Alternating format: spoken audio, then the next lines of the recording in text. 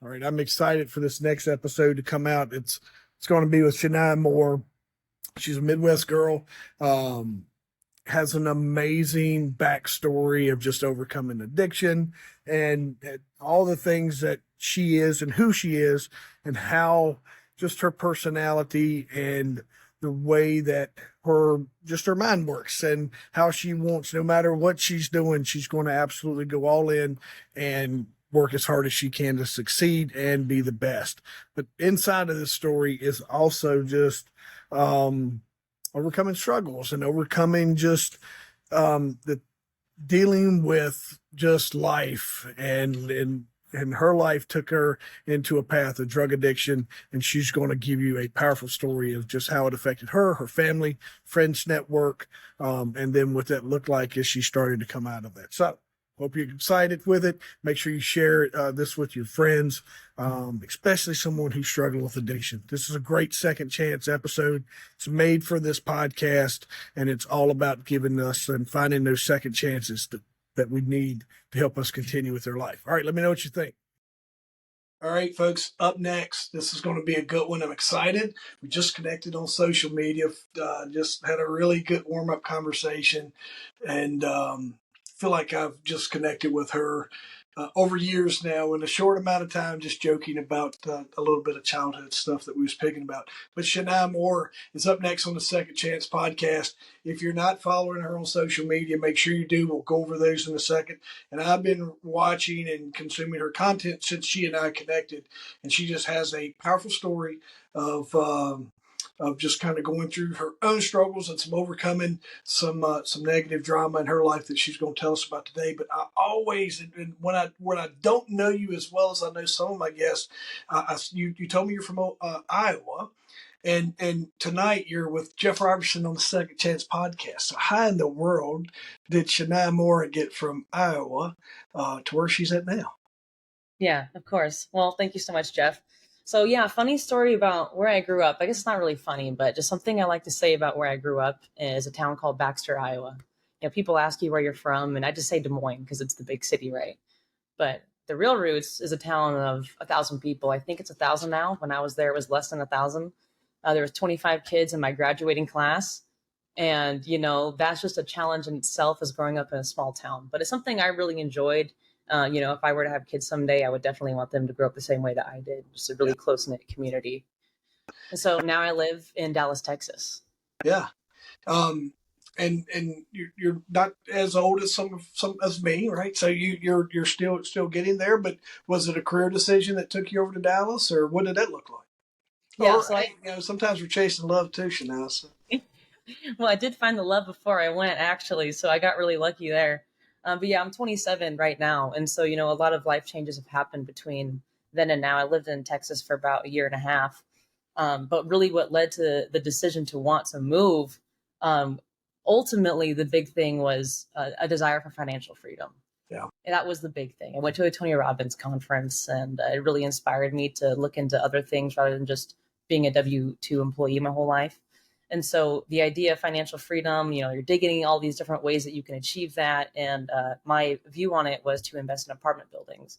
So long story short, did some research. I found a mentor, and that's the reason why I wanted to move to Dallas, because he's based here in Dallas and he has a large community of people that are really successful in doing that.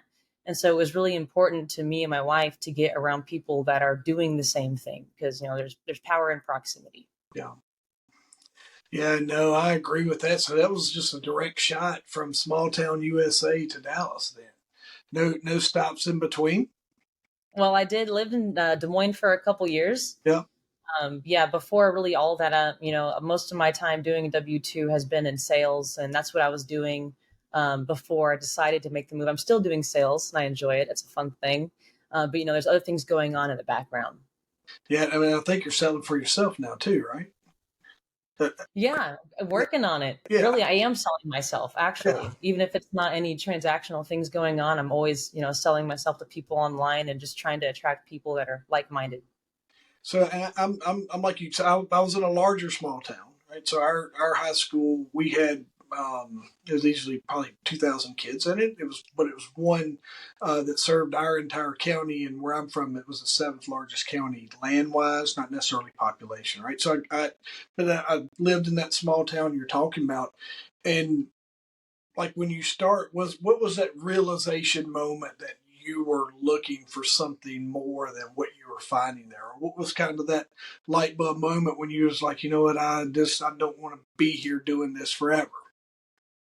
It was really a journey for me. I never, in high school, everyone wants to go to college and they have a specific career choice that they want to follow. And I never really had that. I was just kind of floating around. And me personally, I'm really heavily influenced by the people I'm around. I just morph right into them. And that's why, proximity is so important to me now. But it took a lot. You start to look around and realize that, everyone around me is the same. There's only 1,000 people there. There's not a lot of diversity and different things going on. And um, I think that was a big motivator, was just to want to get around different people. And so moving to Des Moines was mostly for work. There was job opportunities there because it is a larger city of 700,000 people. Yeah. So opportunities there. And it just kept growing. The proximity starts to change there. I start to look into other things. And then just ultimately Dallas was the answer. Yeah. In your small town, was there a common employer or did everybody commute out? I guess a lot of people ended up working at the grocery store or the gas station, and that's about all we had. Yeah, yeah. So that's like in most of your little rural towns has something there that's a primary employer or whatever. But then a lot of the folks uh, they head out, right, and they're looking for something else. But it's neat to kind of just hear about your discovery moment of like, hey, this is I'm looking for more. I want more out of you know. Sometimes we put our parents or our friends or whatever put us in that box where you're too scared to venture out, and it's really cool. Um, so tell me this, like right now, launching and managing multiple projects, including, we want to talk to you about your supplement brand a little bit, and your e-commerce brand. Push supplements must be challenging. What inspired you to create Push the Limits community, and what do you want to achieve with that? Yeah. So push supplements. The reason why I'm creating that in the first place is I take a lot of supplements. Yeah, I'm really into health and fitness, and it's just something that I do and I use. And especially with this first product we're creating is for energy and focus, and just going into jujitsu specifically or any fitness thing at night. People who train at night, you get the adrenaline pumping, plus you have the caffeine, and then you just can't go to sleep at night. yeah, And so that's what we're currently formulating, is something that's energy and focus that's not going to disrupt the sleep at night, but you're going to have enough boost to get through the training session or get through class. But really, it's a lot more than that. And like I've mentioned before, that proximity is extremely important to me, and having a community. And that's what the Push Limits community is all about. And really, what I've identified this as is pushing limits. And what that means is being self aware is the first step, and then finding the self-imposed limits that we've placed on ourselves and pushing past those to get to the next level. And that's what the community is for. It's accountability for people to share their adversity they're going through, and then just seeing other people doing things that they want to inspire them to do that as well. yeah. Was there like when you a lot of times you hear this story of I tried this or tried that and I came up with something unique. Was Push was it kind of formed around your what you're looking for in a clean energy supplement yourself, or was it more of a kind of what does that look like when you're? And here's why I ask: is we both know Bedros, and we've kind of studied under him and as our mentor over time, and I was with him through the creation of Truline. But like he has that reason, right? He's a fitness guy. He owns multiple franchisees that he has partnered with him throughout FitBody. And here's Shania, who's looking to invest in real estate, does jujitsu, trains really hard, from what I can tell on your Instagram. How does that evolve? Like, where does your inspiration come from for that? Yeah, I think the original inspiration was just the desire to be an entrepreneur. That's where it started from. I actually did launch a different brand before I started working on Push, and I just didn't align with the product or who the target audience was. The numbers made a lot of sense for that product, and we did sell out of it, and it did all right. But it was just really hard for me to motivate myself to really put everything into it. I'd be making content, and it just did not align for what the target audience is. I'm into stoicism, and I'm I guess a little more, I don't know what to call it, but just a little more hardcore than what, someone who might be doing Pilates wants to hear. And that's what the product evolved around. So that kind of made me realize that it needed to be in alignment with who I am. And I think especially for the first brand, maybe I want to launch more brands in the future and figure out what that looks like. But the process has been extremely enjoyable for me. Like I said, I use supplements, and I try different pre-workouts all the time, and I've had a bad experience almost every single time with the ingredients and how they affect me. And so that was another big motivator, was getting something that's formulated that's really good for me, and then, people that I'm around that can try it. And so it's a mix, just wanting to be an entrepreneur, but then also being passionate about the product itself, and then the cause that I'm putting around it. Yeah. And I think and as I like to say, and what I like to share with everyone is this story is rooted in something. And your training, all the efforts I see that you put into your fitness now, and the message that you're giving for the first 10 minutes into this, everybody would say, oh, Shania is just, she's a trailblazer into this whole thing, and she's all put together. But there's a story of overcoming addiction in here. And there's a story of overcoming an abusive relationship, when I've just super powerful.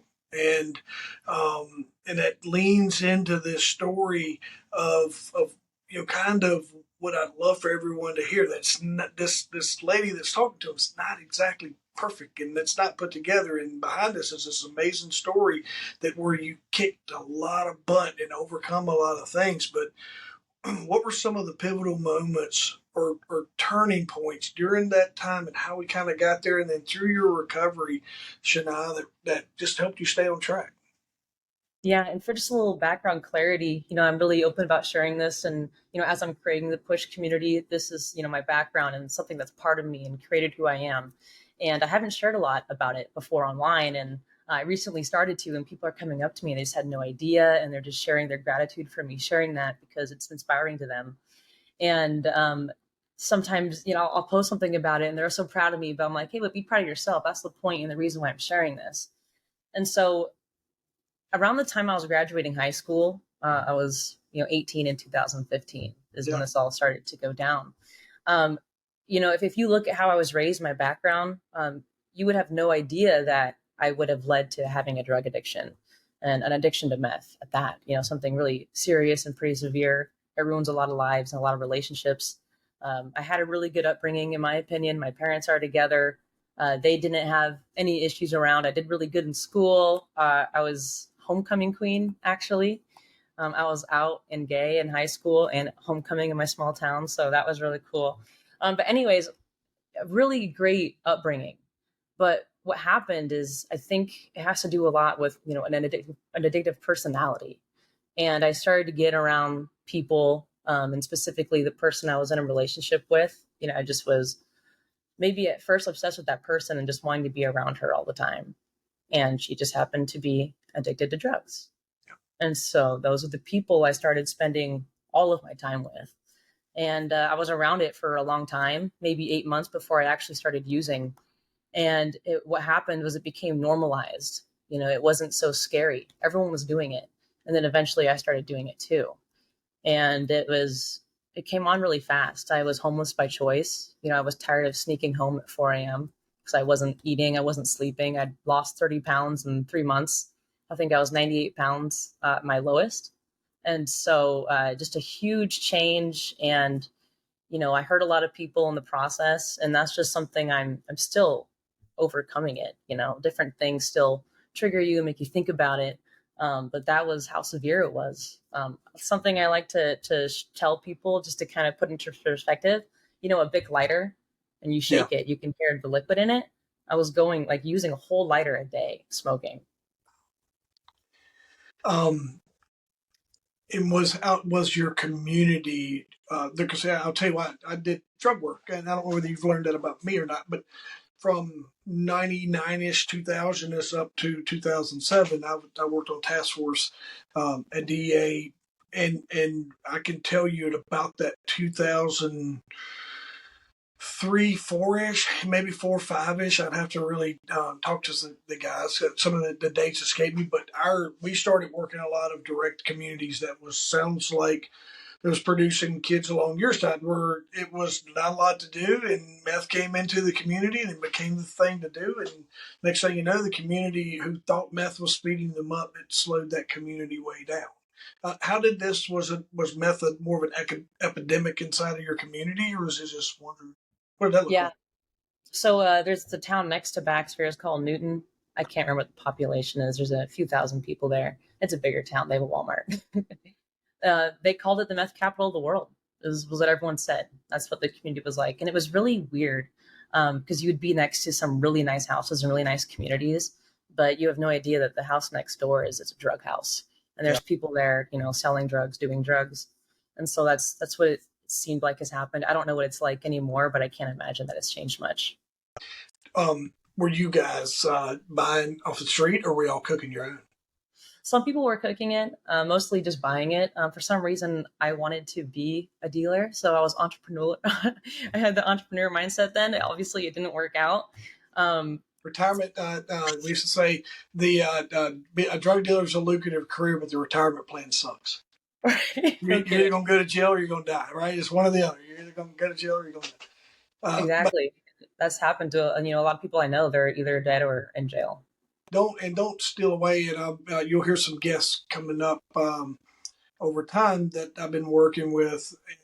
You're absolutely right. Is when I worked, some of the best business guys and ladies were hustling and selling drugs, and they ran their organizations, and they had it was like a company for them, like a small business in some cases, and they had their dealers and supply issues and all sorts of stuff, and even all the stuff that I got to work, it would. There was a time when there was like a huge bust on the border, and like we're talking tons of cocaine. And I remember like it was like when during COVID when the chip thing started affecting car prices, all the local drug dealers here were leaning in on, oh yeah, it's been a big bust at the border. They were trying to jack their prices up. I'm like, that doesn't affect with this. No, y'all have plenty of drugs. Don't tell me that. You're just trying to, but absolutely. So here we are.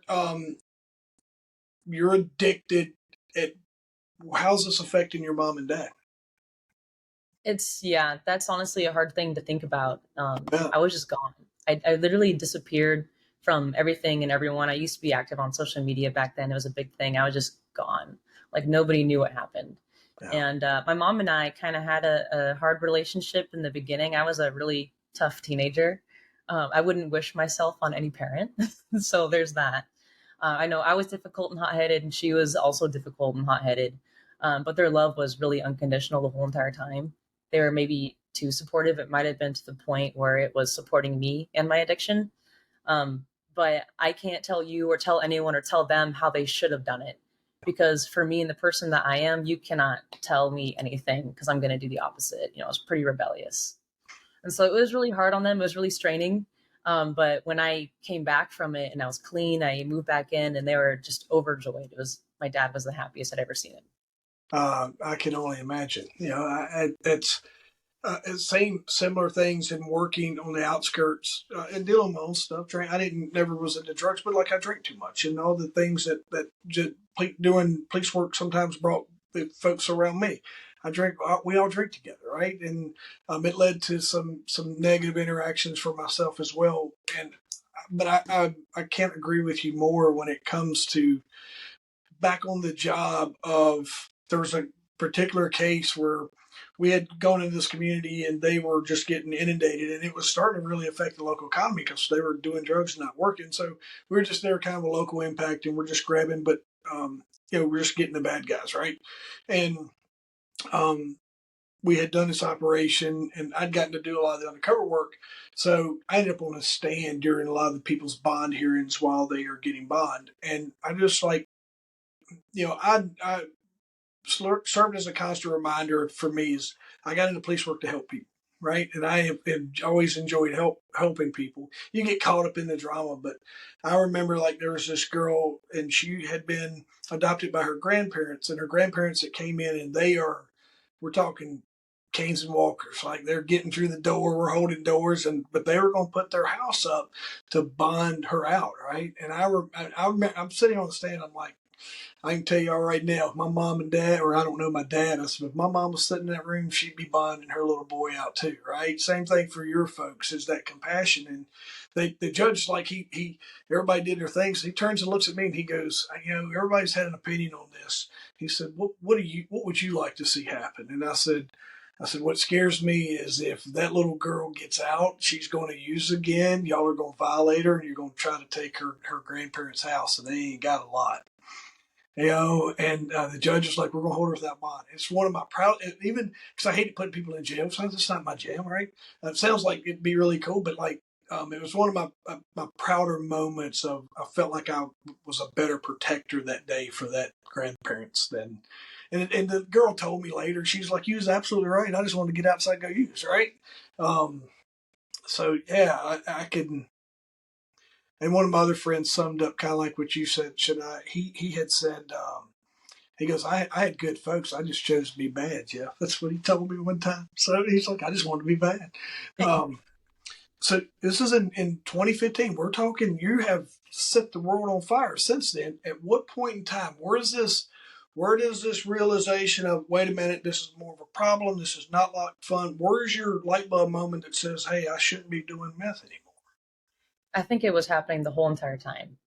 And a lot of the people that I was talking to and I had built friendships with, I would think it was the same for them because we know that we're using people, we're using drugs that are harming us. We know it's harming people that we love. But I think it's a mix of, for me anyways, with just some self-hatred and being self-conscious. And like the more I was using, the more I was messing things up, just made me want to use even more. Because it really dulls everything. It dulls your senses, it dulls your feelings, but somehow it just heightens all of the negative things. I mentioned the relationship I was in was really toxic and it was led to be physically abusive. We would get into physical fights. Well, I was more defensive. I didn't want to ever fight back at that point in time, which has led me into the martial arts now.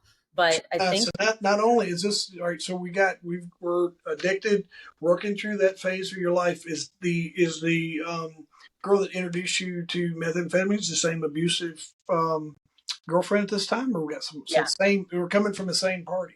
So all right, so I'm just trying to put this in perspective for someone who's going to be listening for 6 months, and I'm totally interrupting you, and I'm sorry, but I just wanted to bring that piece of the puzzle in. Not only is this girl introduced you to methamphetamine and a network of that, but also you are dealing with abuse during this time. yeah, and it's a really sad story, because I still feel a lot of love and empathy and sympathy for her. Because when I first met her, she was being abused because she had a boyfriend at the time, and it was her, and I would see it, and like I would actually see the fights, and I had to call the cops before because it was so bad. And then eventually he got put away for a really long time, and then it translated to me, and her and I were together, and that's just kind of how it transpired. Was it went from one person, it came to me, and then it even affected me as well. I feel like when I was younger, I was super empathetic and sympathetic and had a lot of really strong feelings for other people. But after going through all of that and being addicted, and like I literally stopped talking for a month because she would tell me how stupid I am all the time and not to talk. So I stopped talking. And it just kind of dulled those senses for me. And I mean, you would have to say, like, I tell folks, my grandfather was alcoholic. He liked to shoot guns, set things on. He set my mom's car on fire, and just all sorts of reckless, just craziness, right? Just a lot of gunplay and um, reckless driving, just a lot of alcohol induced like stuff. So that's what I grew up in. That's what I thought was normal. I thought we all met on Friday night and everybody would get hammered and we'd argue. You sound like you grew up over here in mom and dad's like a little maybe sheltered. And for everyone at home, she's nodding yes. So a little bit sheltered over here, mom and dad, and then here comes methamphetamines and a little wild girlfriend. And you're like, well, wait a minute, maybe this is the way life's supposed to be, right? So it's like that's what my thing is with you. I'm over here going. When I figured out like the way I grew up was not the way that I wanted to be, and that the outside world didn't live like that, it was like, what the heck have y'all done to me all these years, right? But you got to go taste both sides. It was the same. I would say the same thing. I'm like, this is a whole other world that no one even knows about until you're in it. Yeah. So I thought the same thing. Just opposite. Yeah, no, because it was because I was like, and then you go to like when I went to do EMS, and so you start going in, you start seeing how people live and operate, and then police work takes you into a whole different category of just you're some days you're seeing people at their absolute worst, and doing drug work was fun because it was, yes, you saw people at their absolute worst, but it was business, right? But you also had to deal with those elements, but like not a lot of like the fight calls and the domestic violence and stuff that you deal with in patrol, right? So it's just separate things. All right, so we cleared that up, and I went down the rabbit hole of but the same person. Um, that is affecting you drug wise. It's also an abuse. So you're having this light bulb moment of I got to get out of here. What does this look like? And then how long are we into this? Are we? What's your timeline of where you're at right now? I am a lucky person to say that it really only lasted for a year and a half of being addicted. You know, people that I met had been doing it since they were 14, and they're still doing it, or they're in jail, or they're passed away. And so I feel grateful for that it didn't last super long for me. Um, but the light bulb never went off. I'm serious. And that's why I'm grateful for the fact that I ended up getting arrested, because that forced the separation away from me and her. Right. So tell me about that. All right. So you get arrested. What year are we? Your 2015 start. What year are you getting arrested? I think it was in June of 2016. Yeah, I believe. So all right. So your perspective, arrested in the summertime. Arrested for what are we doing? So yeah, I was with possession with intent is what Yep. the charge was. And so that's similar, like in where I grew up at. Is that um, undercover or you get pulled over? So it was an undercover situation. My house ended up getting surrounded, raided, and it actually happened twice. So I got arrested the first time, and then 30 days, and my parents bailed me out. Bless them. They paid a lot of money to bail me out. 30 days later, I was actually getting arrested again, and I'm calling my mom because I've got dogs. And so the first time they came and they took my dogs to the shelter. And so when I got out, it was a struggle to try to get them out. And the next thing you know, the cops are banging down my door again, and I'm calling my mom because I am not leaving until someone comes and gets my dogs. And she's freaking out, like, what'd you do again? I didn't do anything again. I actually haven't changed anything. I'm doing the exact same thing. I didn't stop doing meth or anything. What do you mean? So it actually got indicted. So it went federal is what happened. Really? And so yeah, it turned into a pretty big deal. And I don't even know, I can't tell you the whole story of the case because there were so many people involved in it. Yeah. It got super indicted because they brought more people into it that I had never heard of. Things are happening at my house.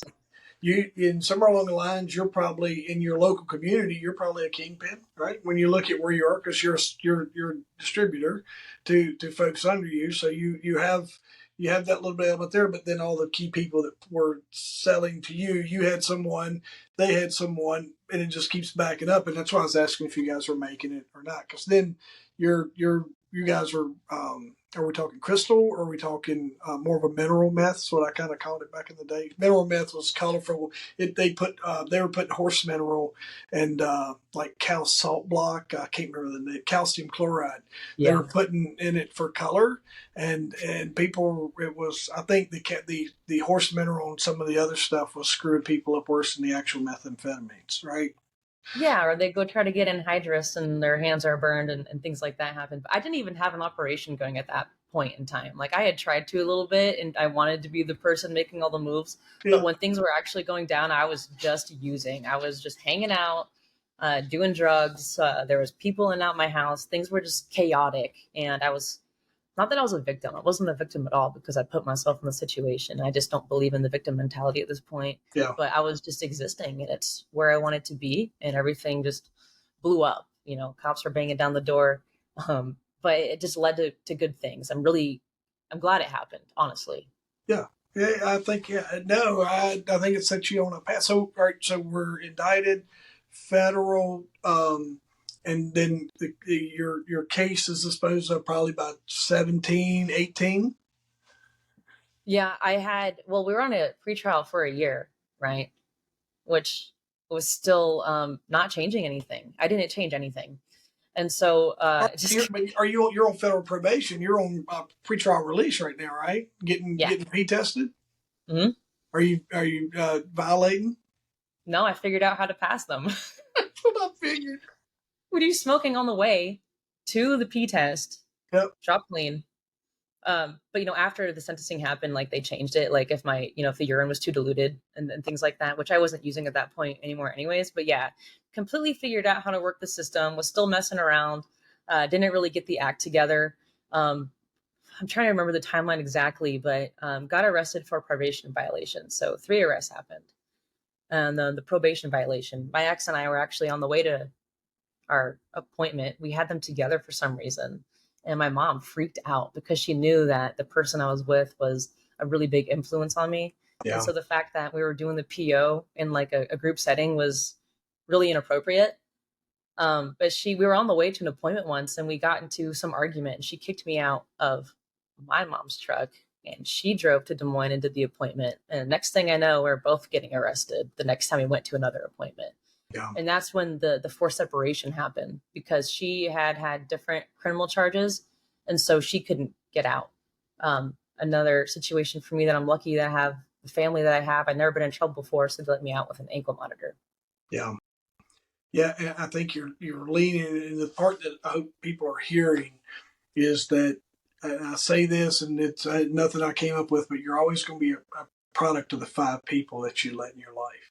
And yours was significant, right? It's just someone you love and you're dating.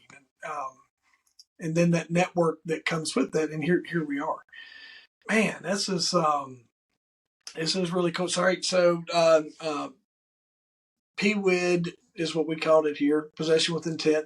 So what are we talking about? 10 baggies. What do you got? You got a gram, you got 5 grams, you got a pound.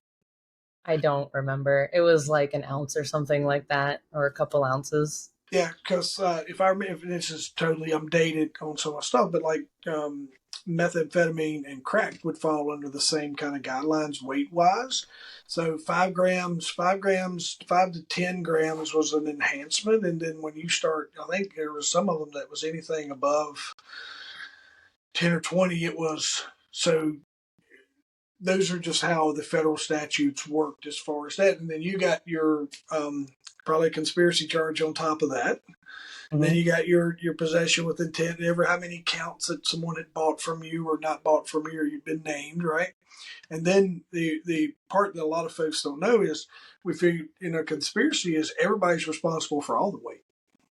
All right, so it doesn't matter if you could have had half a gram on you, you're still now. Your attorneys will work through that and try to get all that mitigated, litigated. So you get it, you try to accept responsibility for what your impact was. But on the bigger cases, in the grand scheme of things, everybody's responsible for everybody. And then you let some knuckleheads throw firearms into it, which goes hand in hand with meth. That's minimum 5 years every time, and those run consecutive, I think, versus concurrent too. So yeah, I was doing a lot of research, because I was scared, and I read that I think it was 97% of people who go to trial when they're federally indicted get hit with everything, and so it's like you have to take defense don't take the case unless it's winnable too. That's the way, like the district I'm in, they won't. The case has to be winnable. And they'll take other stuff and they'll but if they're going to put the time and the resources that to do there, it has to be a more than not winnable case too. So you're fighting that. Holy smokies. That's yeah, the conspiracy was a 10-year mandatory minimum. And so my probation officer at the time was like, you're going to take the possession with intent. You're probably going to do 2 to 3 years. And that's what we were set on, is that I'm going to do 2 to 3 years. I actually did not end up doing any time at all because I'd really gotten my act together before the court date, and it ended up going really well. That's So when you're speaking to that person, because there are they're going to see your name, somebody's going to know your background, somewhere along the lines, a keyword's going to pop up, and right now we're going to speak to that person who's getting ready to go to court. That it's not over. Make a change, fix it, and it sounds like that's what you did. All right, so after your probation, toxic relationship is now separate. Who comes into your life? Who's our superstar now? Yeah, exactly. So it's really crazy that so Ivy is my wife, and she's Yeah. the one who came in and kind of really saved the situation, I guess. I do put a lot of that on her because without her, I probably would not be where I am at all, or it would have taken a lot longer. But there was no instant change for me. There never has been an instant change for me with anything. It's either been like something happens and then I'm like slowly getting better over time. And that's what happened with the drug addiction too. So Ivy actually grew up in a small town that was right next to my small town. We were rival schools. We used to call them river rats. But we didn't meet each other in school at all. She knew of who I was. I didn't really know who she was. But then afterwards, I'm always embarrassed to say it too, but we met on Snapchat. She started Snapchatting me. That's how it worked. So she started Snapchatting you? Yeah, she told me happy birthday on October 5th. I had just gotten out of jail, I think the last time, like a few months before, a few weeks before that. And so I was still kind of using even then. With I had an ankle monitor on, I had to be home by 9 p.m. I was under house arrest basically at my parents' house. And she was working a bartending job. So we actually wanted to meet, but I couldn't meet her because she's Yeah. working all the time, doesn't get off till 11, and I can't leave the house at 9. And so I was kind of avoiding her for a while because it was just really intimidating for me to really talk to anyone who was a sober person. Having been using for so long, you just cannot communicate very well. You can't listen very well. Like, I think I developed a stutter during it, which still happens sometimes. And it was really difficult. But she was pretty persistent. She pursued me. And I ended up being very willing, So we were talking a little bit, and we eventually end up meeting. She comes over to my parents' house and we're hanging out. It just kind of took off from there. And really, she's someone that I look up to a lot. You have this idea for who you want to be as a person, and she really is all of that. She's just really nice. She's really caring, really empathetic, and loving. It's just everything I needed at that point in my life. Did she, and I've had this happen too, and I'm curious, everybody's telling you, hey, you shouldn't do this. Hey, that's bad for you. You probably had DARE or some form of drug education from someone who you looked up to at some point in time. It was like, I'm never going to use drugs. You took a pledge as a little kid, and throughout this whole time, you're like, I'm going to do drugs anyway. Did she did was she able? Do you think she spoke to you in a way that made it all make sense? I'm not sure. So what's really interesting about her and I is that I grew up a completely different way than she grew up. She was around addiction growing up, and that was just something that was a normal for her. And if you ask her, she will say she got lucky with me Yeah, because she didn't have a really good track record with people that she had dated. We're all kind of pieces of crap in our own way. And so something we talk about a lot is finding a partner who's really, taking you to the next level, because that's key now. But then that just wasn't the case. I mean, she was 19, I was 20, really young, but just trying to figure it out. And so I think we got lucky. Something happened that brought us together, and we've been able to just help each other grow so much and just like form the relationship that we have. you guys same close in age, Yeah, we're like and I see 5 months apart. following you on social. She's practicing jujitsu with you as well, right? So yeah. Um, I've shared with a lot of people. I had thousands of friends, like, and people in my life that were saying, "Hey, start self-destruct," and I couldn't hear anyone. Um, and then my wife ultimately became my wife. She's the only one that really. Everybody said the same thing. I laugh at people now, and I was like, I didn't say you were wrong. You were right the whole time. I just wasn't ready to listen to you." And that was me. It was like I had to have my moments of, and once I became ready to listen, or whoever the right person walked in at the right time and said whatever, and I was like, that makes sense. And other people were like, I've been telling you for years. What was made to change? And I go, just said it to where I understood it. And I had those moments a lot to where I just wasn't ready to listen. And whoever was saying it, maybe was saying it with the words a little different. It just didn't make sense to me. I don't know.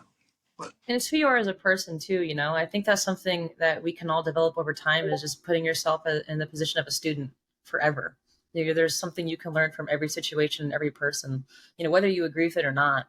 And so that's just, I think it comes with age too, and just getting older and accepting what we've been through and accepting the people that have been in our lives, and just and acceptance as well, accepting what their advice is, I think it comes with wisdom as Does well. she? Does she make the trek with you to Dallas? Are y'all together through the move and all that cool stuff? So you guys have. So she's had to agree with where we're at now. Yeah. So she's more of like the technical numbers person, and I'm like all in, let's go. I like Yeah. to make really fast decisions, I like to make big moves, which is nice because she can reel it in. But at the same time, I'm also pressuring her to do more and be more. And that's really the balance in relationships. I'm super forward, super advancing, and sometimes she can get too caught up in the details. But then also I'm too crazy sometimes with wanting to pursue. And so it's a really beautiful balancing act. That's really cool, and it's neat that you guys found each other. Right? Not everybody finds what you're looking for, or that person this early on. I didn't. I was in my mid-30s, right? So Yeah, we do everything together. We started training Muay Thai together first. So we were our best sparring partners. Just the self education and looking into things that are risky.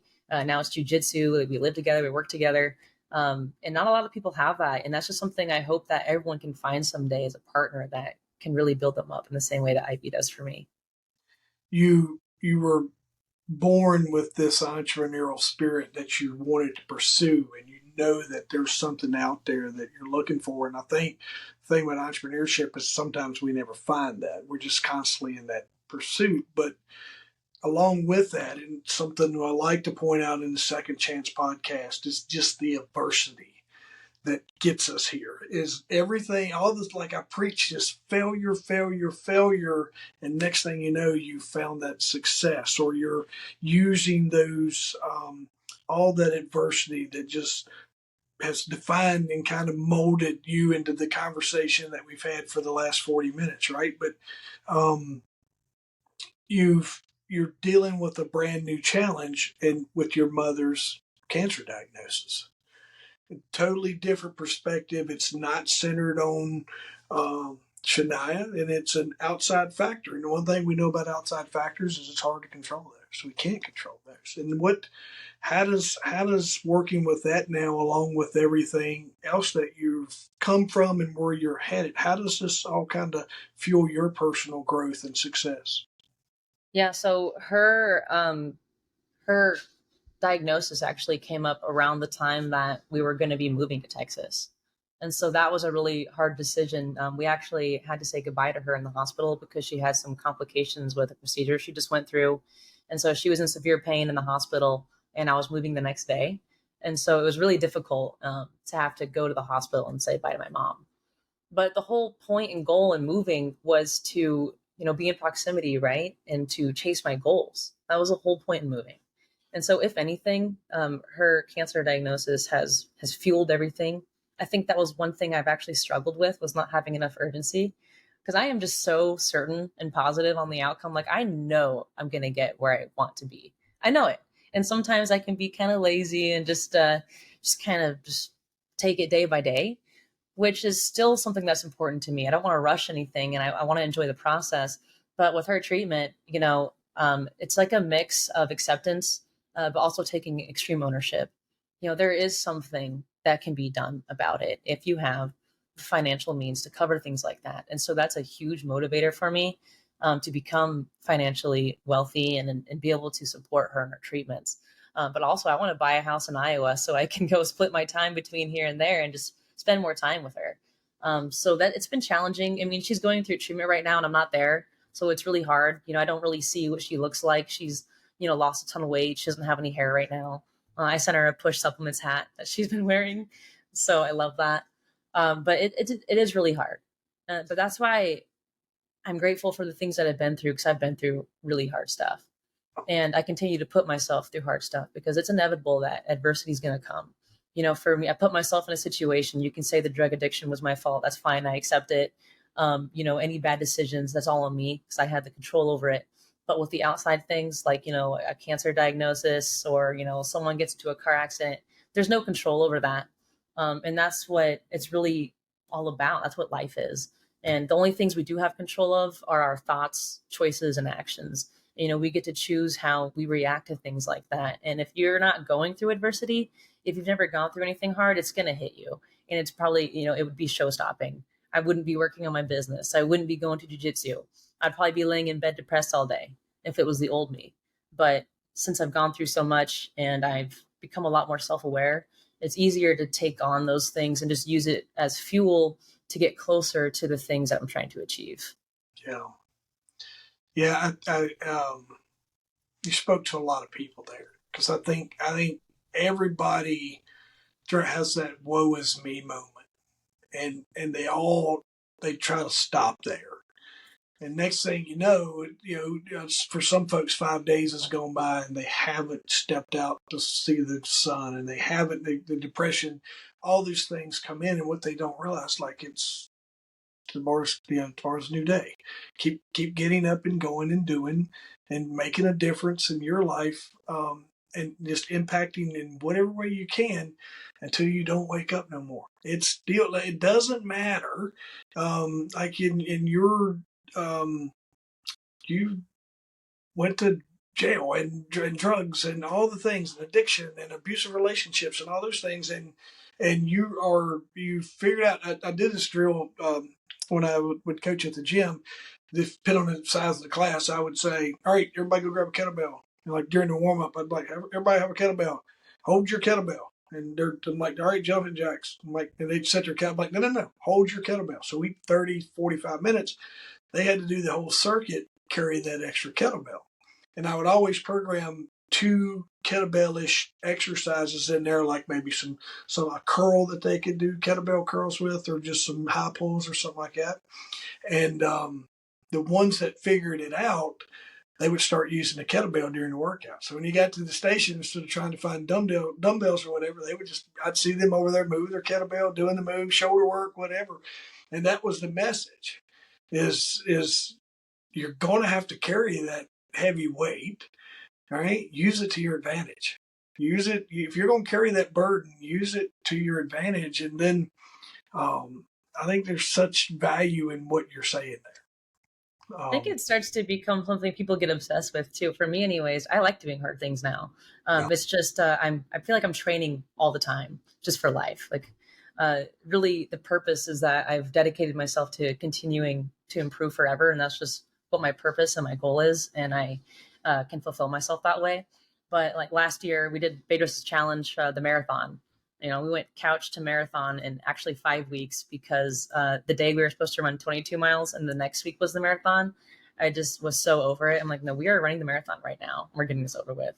And even now, so with part of the push community, we do monthly challenges. Since April, we started doing monthly challenges. And it's just something that you can put yourself through. And the whole point is just to show yourself that you can get through it. But the thing so far, since I did the marathon, I'm like, man, this is not that bad. Like these different challenges, I can really do anything at this point. And that's just physically, but it translates into everything we do. And I think a really good entry level for people to start being uncomfortable and putting themselves through a situation that's uncomfortable and maybe challenging and hard is to meditate. And that's been a big thing for me, is to start meditating, and just, it helps with multiple things. It's uncomfortable. It's kind of weird. But also just noticing your thoughts. And it also helps you be more self-reflective and understanding yourself more. So I think it's important to just always be putting yourself through something that's challenging or uncomfortable, or doing a podcast. This is a little hard for some folks to do, or public speaking, just anything that you can do to put yourself outside of your comfort zone. And so you're ready for adversity. You can train for it. Yeah. And for the folks that didn't hear, or maybe I jumped over it a little bit, Shania and I connected, and through a group that we're in, and she's like, "Hey, I want to do your podcast," and then we just communicated, and she was like, "Okay, yeah, I'm going to look at your schedule. I'm super nervous about this," and she communicated all that, but then she was on the schedule within a week. I was expecting August, right? But I look, she's on my schedule within a few days to get this done. So taking action, and I wanted to speak to something else you were saying there. And this is something I have learned when I started spiraling out of control. And there's a lot of uncontrollable things that was going on, and I just didn't know how to process them. And I try to tell people that now. It's like, in my group I was around couldn't help me process it. And I did a poor job of just seeking outside help to really help me. But then I also leaned back on, like, maybe they was talking to me and I wasn't ready to listen type thing. So But if what I learned is I wasn't trying to deal with the hard, I was trying to avoid it. And life made it hard for me. So if every day, if you'll just choose your heart, right? And if you'll choose your hard, pick your hardest thing you want to do, whether it's a hard workout, whether it's a difficult conversation, phone call you need to make, whatever is the hardest thing you got to do that day, knock it out. And once you get that done, man, life is so easy after that. I think I told you, I said, hey, I'll do it in July because I'm Yeah, busy. yeah, That's what I yeah, said. yeah, Yeah. And I had excuses for this. Honestly, like Ivy's out getting her haircut. I'm stuck in here. There's 4 dogs over here sleeping who bark sometimes. So I'm like 30 minutes before we were going to start, I was like, maybe I should reschedule it. And it's just those thoughts that come in, the self-limiting thoughts and those beliefs. And I could have yeah, messaged you and said, hey, I got to postpone yeah, it. But yeah. then that just would have been postponing the inevitable, which is no matter what, I'm going to do this. I've decided I'm going to do it. And it's just putting in the work. Well, at FitBody, we have members that or people that would want to join, and if I could get them to the door, I could get them in. But just getting them, they're like scared to sit down, and I would meet people there with no one in the room. Just say, come in, take a look. This is the space. This is how we move. So they were just so, I don't know, like maybe introverted or just uncomfortable around other people, and they're dealing with their own self consciousness. But so I'm kind of used to getting ghosted, but so I have a little follow up. But I will full transparency. Should I had thought the same thing when I was driving back to my house. I had a meeting to go to, and I was driving back, and I was like, just based on our conversations, I'm like, I wonder if she's gonna show. And but it happens a lot because I'm used to it from the gym too. But I want to, but I also want to tell everyone we talked about your supplement company, we talked about all things, a little bit of training, but you carry this packed schedule. And I think, and I'm the same way. I like being very busy, and if you give me too much free time, I'm going to be off beating on the tree with a hammer or doing something dumb, right? But we're training in your studying time and music theory. Um, how do you maintain this balance, Mom? With cancer, pushing out a new supplement company. You're also doing some real estate stuff that we haven't really touched on yet. You've got all these things that you are the driving force behind you, um, with your partner and kicking butt. But not everybody's going to understand how you can manage all this. What does that look like, and how are you balancing and staying motivated across all these platforms you manage? Yeah, I don't think there is a lot of balance, honestly. There's some things I can't do. I like to do art. I like to play guitar. That's the things that I'm learning. And the weird thing is I actually suck at everything right now. I'm really bad at Thai language, really bad at it, really bad at guitar, really bad at art. There's probably other things I can't think of at the moment, but I'm bad at them. But I like to do that. It's a kind of a word on the challenge and just putting myself through stuff. But it's things I've enjoyed. Over time, I've picked up things that I've liked. Guitar's kind of been a thing my whole life that I've done on and off. And some people online will probably say that when you get into business, that you need to drop everything and just focus on this one thing until you have success with it. But really, what does success mean? Because after that, there's just going to be another level that I want to get to, right? And so I really love the Stoic philosophy, and I really love Buddhist philosophy. And what's been important to me is just to really appreciate the now and be present. I don't want to wait to have time to do things that I enjoy. A book that I've read is "Stillness is the Key" by Ryan Holiday. I need to read it again because it's really good, and it just kind of reels you in and brings you back to stillness and having quiet. There's so much input. We're constantly listening to podcasts, we're listening to music, we're working, reading a book, I'm watching a webinar. There's always things that we're inputting with, but we don't really take the time to have stillness and just be with ourselves. And so I take time to myself by, meditating is a big thing, doing art and just being able to, draw circles or draw a box because that's really all I can do right now. But I really enjoy it and I don't want to wait. And so that's something, I've identified that I want to be good at art someday. Maybe I want to make those like the Roman sculptures would be so cool. And I want to play blues guitar and be in a band. And it's just all these things I've decided that I'd like my future to look like. I need to work on it now. And I'll reference another book that I read a few years ago, which is called High Performance Habits by Brendan Burchard. And that's one thing that I continue to bring up, is that you identify what you want to be maybe in 3 to 5 years, and you work on those skills now. And to me, it's not just business skills. It's the life skills. It's communication. It's guitar. It's tie, that I've decided that I just want to incorporate that into my life. So I do it. I think those things also put you around the people that you need to be around too. When you're pursuing these other ventures, your relationships and other areas grow that help connect with launching a new supplement brand, right? So there's just power of proximity in these different relationships that you're creating through your journey and all the other things you do. Tim Grover, I heard him speak one time, and he speaks about. He gets asked all the time, "How do you balance this?" He was Michael Jordan's trainer, if you're not familiar with him. And he was Dwayne Wade's, Charles Barkley, and Kobe Bryant's personal trainer. And his thing is, he says, when you look at a scale, what's balanced on a scale? And it's a zero.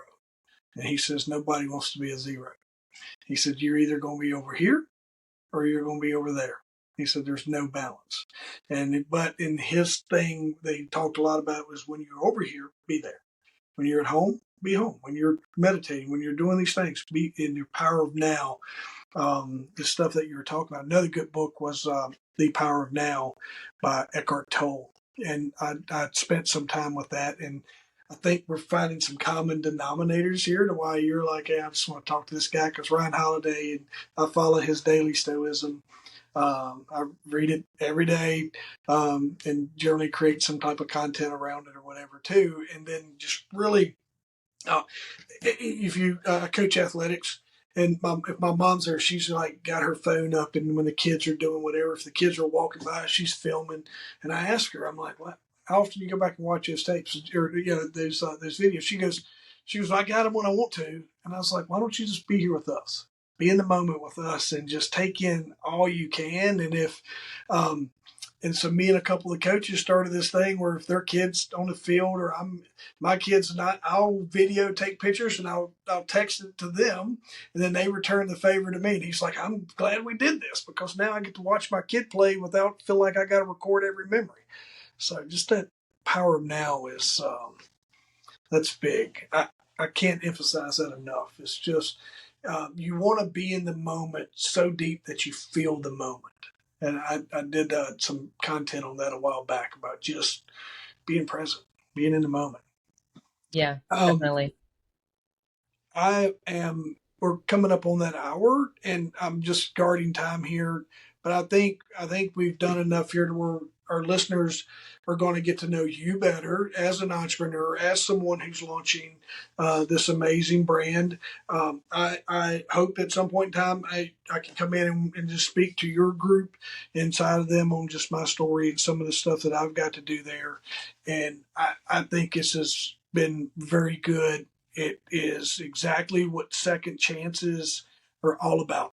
And it's second chances from your side was not a military situation, not a law enforcement, not a whatever, but just a small town kid who decided to go down what would be a wrong path for a while, and how you came out of that. It's just an amazing story, and it's going to speak to so many people that need to hear it. So I just want to tell you, like I made a post and you connected with me, and here we are. And I think it speaks volume to how you like to get stuff done. But you sharing this with me on my platform just means the world to me.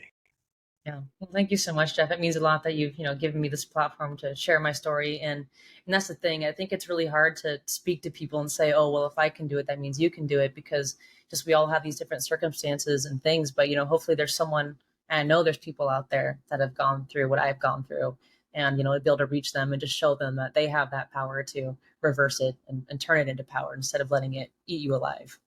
You, real quick before we jump off, how can people follow along and just get more of your message? Yeah, so I am on Instagram really heavy, but really all across all platforms. I am Shania Moore is my personal, and then Push Supplements would be the branding. But if you Yeah. find me, you can find anything. And then the push community, is that open to everyone, or what are you looking for that? It is a closed community, and so I want people to be in alignment with what the mission and the values are, and so that's presented to people when they do request to join. And so there Yep. is a little bit of a process, but as long as the values align, that's what's important to me, and it should be Yeah. important to them as well. No, I think it absolutely should be important. I was with Jason Redmond and some groups, and if you look at my stuff, you'll start seeing more of the Kenny Mitchells and some of those guys. We were all together, and I felt so good being in that room with them because it was where I needed to be. Like right now, I'm feeling so freaking good. I've been in the wrong room for a lot of years. And I can tell you if they don't line up with what you want to do, they're going to be in the wrong room. Go find what you're looking for. There's plenty of places to not go over and find yours. If it doesn't line up, don't do it. So I agree with you. I've tried to make a lot of stuff work. All right, so this is the first episode of you and I together, and we'll give it some time, and we're going to follow back up because I think you and I could probably talk together now for hours after we've been here. So, all right, sounds good. Thank you for joining me.